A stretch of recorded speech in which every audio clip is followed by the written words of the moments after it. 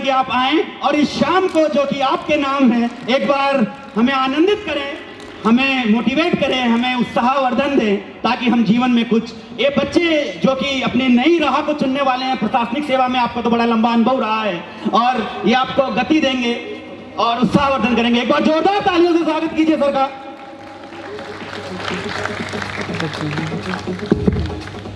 माँ सरस्वती को प्रणाम करता हूँ। उस माँ सरस्वती को प्रणाम करता हूँ जिसकी कृपा होती है तो एक अनपढ़ कबीर हो जाता है, एक मूर्ख कालिदास हो जाता है और एक डाकू वाल्मीकि हो जाता है। मैं चाहूंगा इतनी श्रेष्ठ मां शारदा का स्तवन वंदन हुआ तो एक बार पूरा सदन अपने हाथ उठाकर जोरदार तालियां बजाकर मां सरस्वती का अभिवादन करे।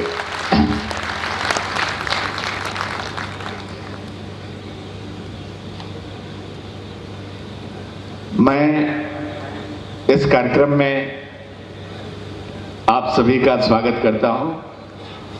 आदरणीय पंकज जी, गोयल साहब, महेंद्र जी, आदरणीय डॉक्टर साहब और जो महनीय उपस्थिति हैं, मैं अतिथि हैं, उन सब का मैं स्वागत करता हूं और उनकी ओर से मैं अपना भी करता हूं, क्योंकि आप लोग तो बिल्कुल स्वागत की मुद्रा में हैं नहीं।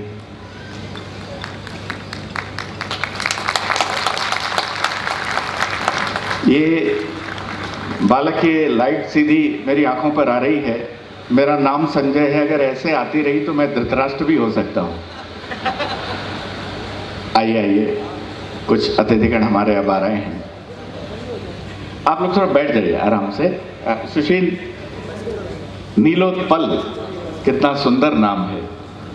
कोई ऐसा वैसा आदमी ले तो जबान को लकवा मार सकता है, इतना है, लेकिन बहुत प्यारा नाम है। प्रिय सुशील हमारे बीच में उपस्थित है। मैं आप दोनों की उपस्थिति को रेखांकित करता हूं। इन्फिनिटी अनंतता का प्रतीक, जिसका अर्थ है अनंतता। और ये जो लेखनी है जो आपने इसके बीच में दर्शाई है, वो लेखनी भी अनंत है। भगवान कृष्ण गीता में कहते हैं, अक्षर परमो ब्रह्म स्वभावोध्याय मुच्यते।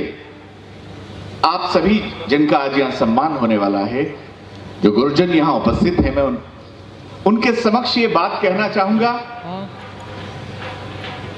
थोड़ी देर के लिए ये अगर आप, हाँ, भगवान कृष्ण कहते हैं कि अक्षर परमो ब्रह्म स्वभावोध्याय मुच्यते, अर्थात ये अक्षर है जिस लेखनी से लिखा गया है और जो बोल दिया गया है, जो कह दिया गया है, वो ब्रह्म है। जिस तरह ब्रह्म अनंत है, उस तरह लेखनी भी अनंत है। और आज आपका ये कार्यक्रम भी अनंतता की ओर अग्रसर है। मैं आपको अनंत अनंत अनंत शुभकामनाएं संप्रेषित करता हूं।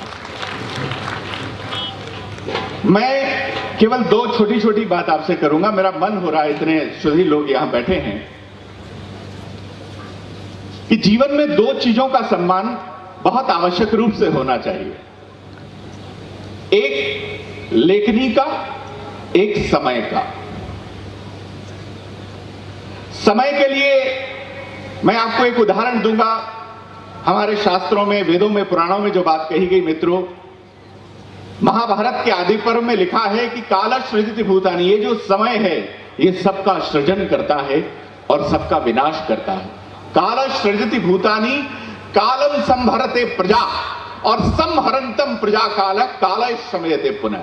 ये समय बड़ा बलवान है, हमें समय की हर हालत में इज्जत करनी चाहिए।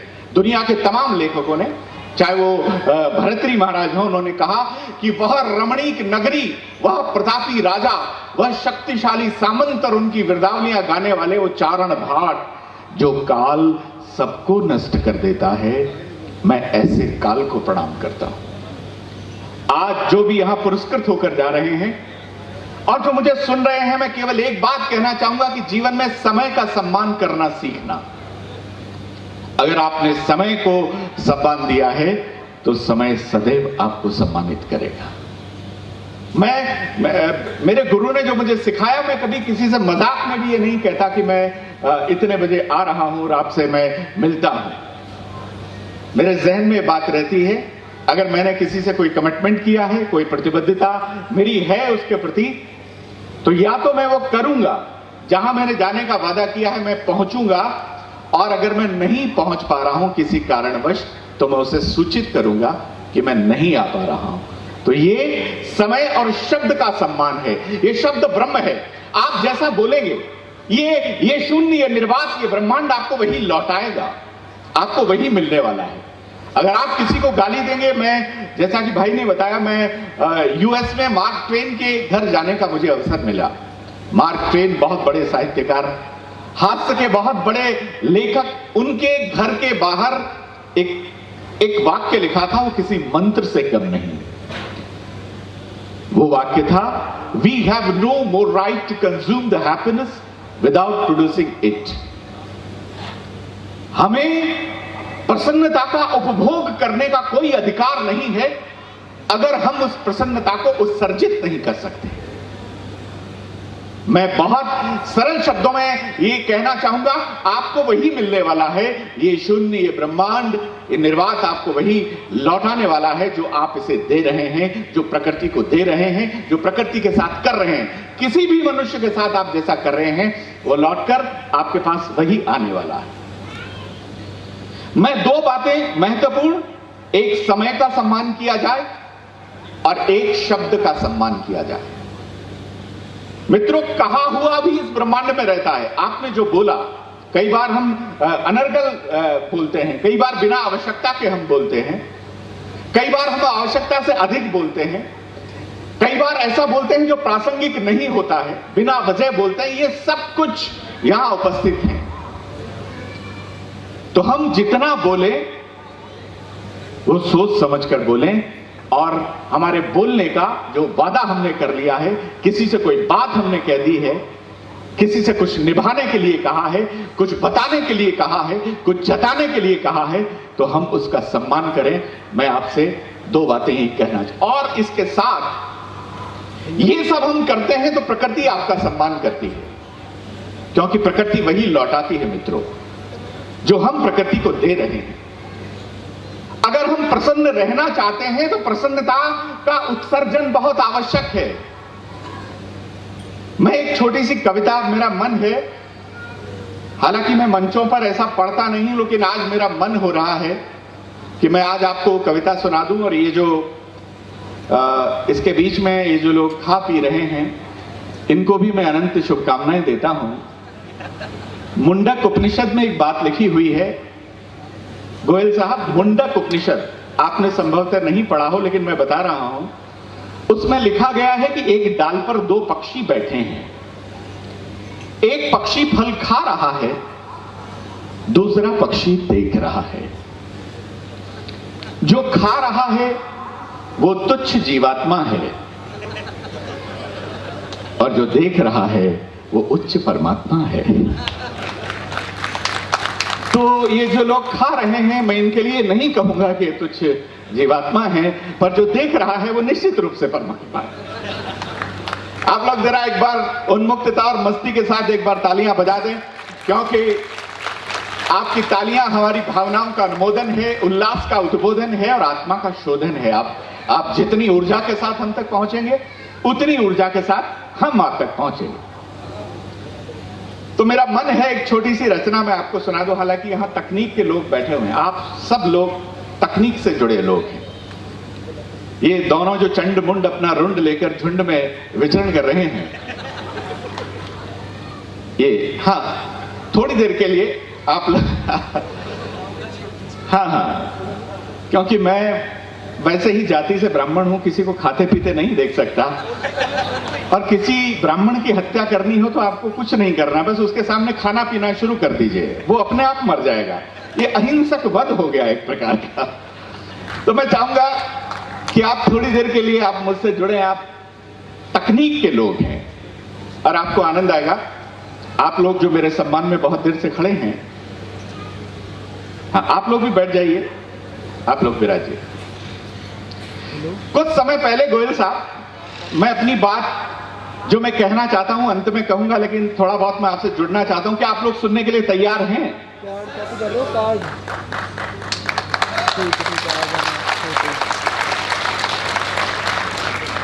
चलिए, मुझे लगा वास्तव में श्रोता उपस्थित हैं। जैसा सुशील ने मुझे बताया था, एक बहुत प्रतिभावान ये कवि भी है, संचालक भी है और एक श्रेष्ठ मनुष्य है। नहीं, ये हंसने की बात नहीं थी, ये बहुत गंभीरता की बात थी। ये श्रेष्ठ मनुष्य है। और नीलोत्पल, मैं आपके बारे में जानता नहीं हूं, लेकिन आप भी मुझे मनुष्य ही प्रतीत हो रहे हैं। आप बहुत अच्छा संचालन आप कर रहे थे दोनों। एक बार जोरदार तालियां जरा इनके सम्मान में आप लोग बजा दें। तकनीक की बात मैं यहां से प्रारंभ होता हूं। कुछ समय पहले अमेरिका ने एक ऐसा बारीक तार बनाया। अमेरिका चूंकि तकनीकी दृष्टि से बड़ा संपन्न है, एक ऐसा बारीक तार बनाया जिसे नंगी आंखों से देखा नहीं जा सकता था। कोई भी नंगी आंखों से देख नहीं सकता था। अमेरिका ने कहा, है कुछ और चमत्कार करने को सकता है? जापानियों ने कहा, लाओ ये तार हमको दो। जापानियों ने उस तार में छेद कर दिया।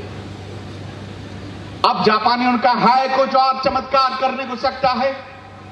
हिंदुस्तान वालों ने कहा, आप जैसे तकनीकी दक्ष लोगों ने कहा, लाओ ये तार हमको दो। अब 1 महीने बाद में जापानियों ने पूछा, रे चमत्कार हो गया क्या? बोले हो गया। बोले लाओ तार वापस लाओ। बोले कब दिया था? कौन सा तार? कैसा तार? ये है असली चमत्कार कि उसे कोई भी नहीं देख पाता। मित्रों, अब भारत चमत्कारों का मुल्क है, आप लोग आनंद लेंगे। मैं 5-7 मिनट आपके बीच में हूं। कुछ दिनों पहले मैं हरिद्वार गया था। गोयल साहब, मैं हरिद्वार गया। चौधरी साहब देखिए क्या जोड़ा है, गोयल और चौधरी।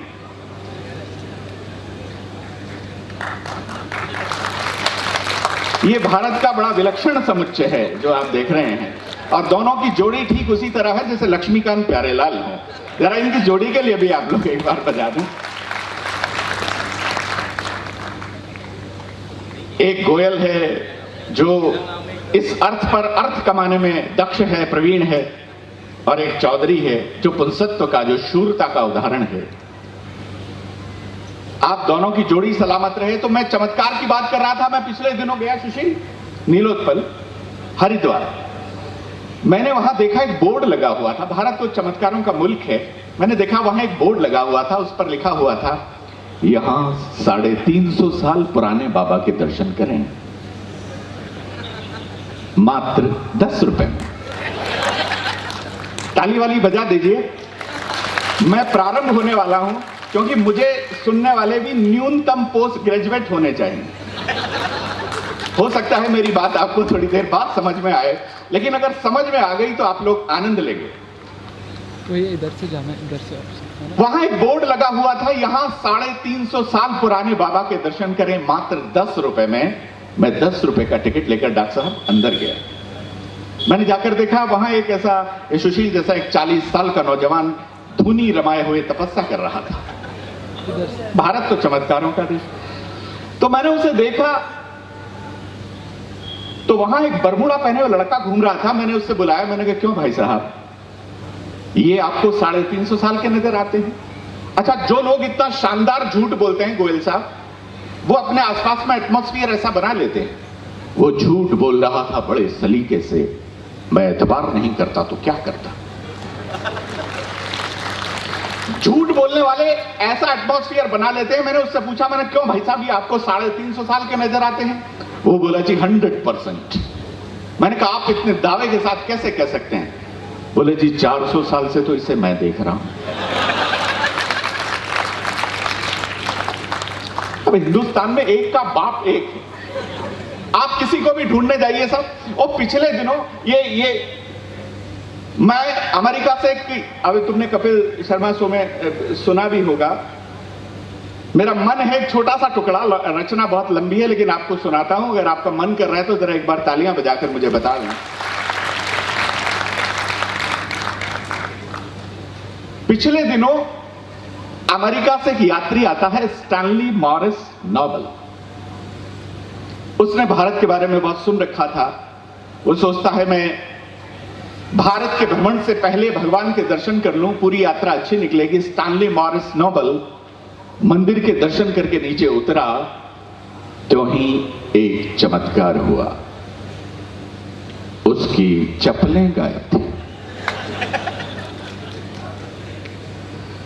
मॉरिस नोबल मंदिर की सीढ़ियों पर बैठकर रोने लगा।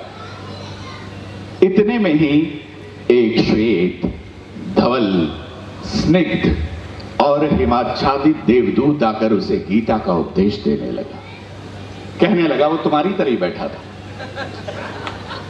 कहने लगा, मां शुच है, शोक मत कर, धैर्य धारण कर, जो होता है वो होता है बिल्कुल सही, मुझे देख मेरी भी गई।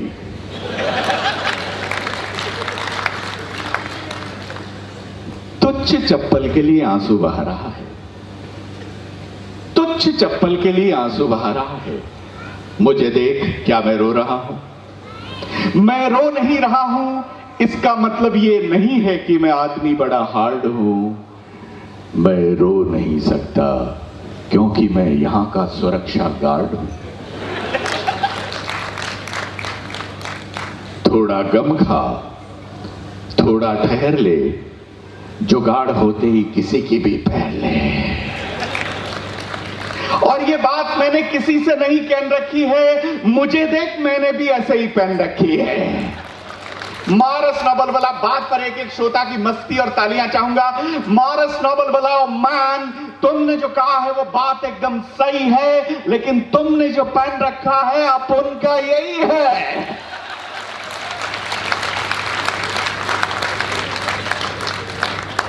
ये भारत बड़ा अद्भुत चमत्कारों का मुल्क है। अच्छा, एक शराब और एक भ्रष्टाचार, दैत्य इन तीनों चीजों को लेकर भगवान भोलेनाथ के पास गए और भगवान भोलेनाथ से बोले, हे भोले, हे भोले, दारू पर तो हमारा कॉपीराइट है।